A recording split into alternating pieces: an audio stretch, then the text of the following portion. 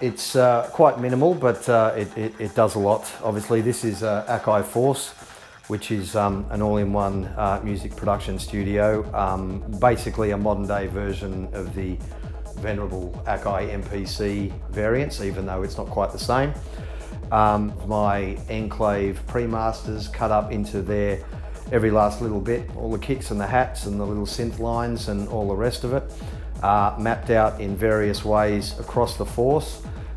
This is a touchscreen interface which fans out across basically a number of drum machines that handles all the extra WAV files alongside the 8x8 WAV matrix, which is the core of the way this thing works. I do enjoy sort of blending the sounds of one track into the next one before I focus back in on what's going on inside the Force. And this is basically how I operate when I play ENCLAVE live, which is my main and arguably most well-known profile.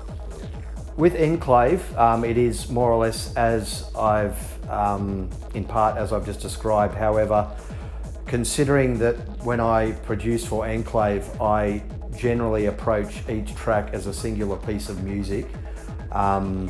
I want, in a live setting, as much as possible for the tracks to sound like that. They don't have to be anyway exactly the same way, because you can sort of improvise in what you bring in and out.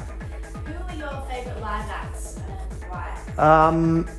I think as far as overseas goes, the only one that I've seen recently was Vril, and he had, that was at Howler, I believe it was. Yeah, he had a relatively stripped back set, but his atmospherics are magnificent, and he can actually really turn it on for the dance floor as well.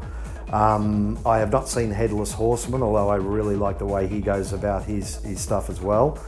And on the local front, look, there could be any number of them, but Yami Ho would be probably the pick. Yeah, a true gentleman and a very talented individual. Yeah.